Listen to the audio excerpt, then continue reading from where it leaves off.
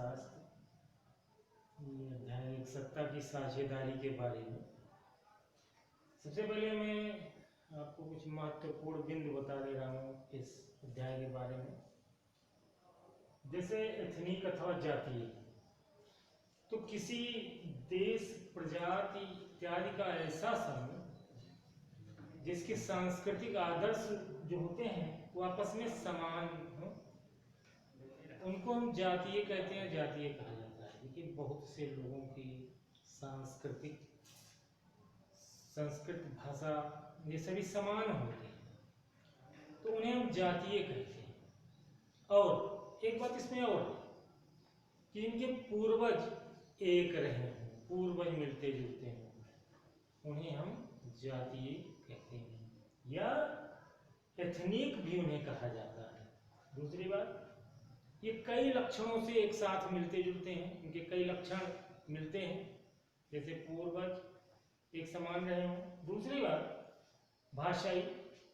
भाषाएं उनकी एक हों, धार्मिक धर्म एक हो, बहुत से लोगों के धर्म अलग अलग होते हैं, बहुत से एक होते हैं, तो जो एक होते हैं वो जातीय कहे जाते हैं। फिर सांस्कृतिक, उनकी संस्कृति भी, सभ्यता भी, ये सब एक हों, वो एथनिक अथवा जातीय कहे जाते हैं। दूसरी बात आपको मैं बताना चाहता हूँ बहुसंख्यकवाद के बारे में। बहुसंख्यक का मतलब आप जानते ही हैं, अल्पसंख्यक का मतलब भी जानते हैं।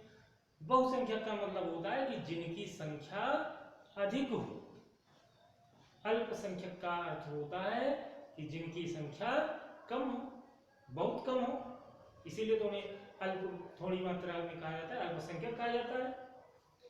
तो बहुसंख्यक का अर्थ हुआ कि वह व्यवस्था जिसमें जिस व्यवस्था में देश में रहने वाला बहुसंख्यक समाज अपने मनमाने ढंग से शासन करे और अल्पसंख्यकों की अवहेलना करे, अल्पसंख्यकों की बातों को ना माने, अपनी मनमानी करे, जैसा चाहे अल्पसंख्यकों को के ऊपर अत्याचार करते हैं। जब बहुसंख्यकवाद हो जाता है, कई सरकारें जब बहुसंख्यकवाद की होती हैं तो अल्पसंख्यक थोड़ी मात्रा में होते हैं, उनकी कोई नहीं सुनता है।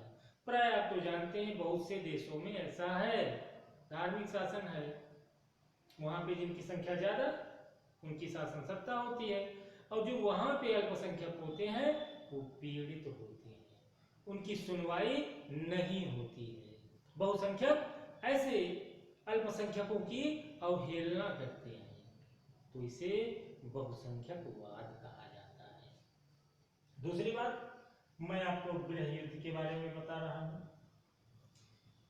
किसी देश में अगर सरकारी विरोधी घटनाएं शुरू हो जाए, लोग सरकार का विरोध करने लगे और विरोध करते करते जनता हिंसा पर उतारू हो जाए,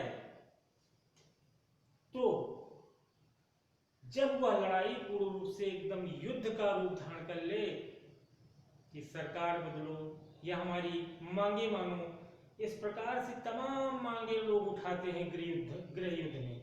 जब जनता उस देश की सरकार के विरुद्ध होती है, उस देश की सरकार जनता की अनदेखी करती है, जनता परेशान होती है, भूखों मरने लगती है, तभी वहां पे गृह युद्ध होता है या क्रांति होती है।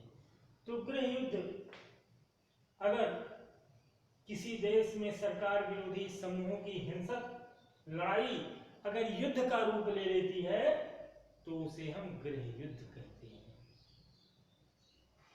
या कभी कभी गृह युद्ध अपनी मांगों को मनवाने के लिए, ज्यादातर गृह युद्ध सरकार जनता की बातों को अनदेखी करती है, जनता की बातों को नहीं मानती है, जनता के बारे में कोई अच्छा फैसला नहीं लेती है, तभी जनता आपस में गृह युद्ध करती है। या दंगे फसाद, इस प्रकार से भी गृह युद्ध होने लगते हैं, आपस में आपसी लड़ाई भी होने लगती है, उसे भी गृह युद्ध कहते हैं। तो जब ये हिंसक लड़ाई होने लगे तो उसे गृह युद्ध कहते हैं। प्राय अक्सर कहीं कहीं राष्ट्रों में आपस में किसी भी बात को लेकर के लोग आपस में ही मतभेद कर लेते हैं, आपस में ही लड़ाई झगड़ा करने लगते हैं। कोई जरूरी है ये भी नहीं है कि सरकार के विरोध में ही गृह युद्ध लोग करते हों। आपस में जैसे दो समुदायों के बीच में या जाति पात के बीच में जब लोग आपस में लड़ाई करने लगते हैं, जनता हिंसा पर उतर आती है, आपस में मारपीट करने लगती है, तो उसे भी गृह युद्ध की ही संज्ञा दी जाती है। दूसरी बात, युक्तिपरक, ऐसा फैसला जिसमें विवेक के आधार पर लाभ हानि आदि का फैसला किया जाता हो, कि हमारा न लाभ हानि सब बराबर रहे, लाभ हो लेकिन हानि कम हो। अगर हानि की संभावना है तो उसको देख करके लाभ हानि का बजट बना करके, आय व्यय का ब्यौरा देख करके जब फैसला किया जाता है तो उसे युक्तिपरक कहते हैं।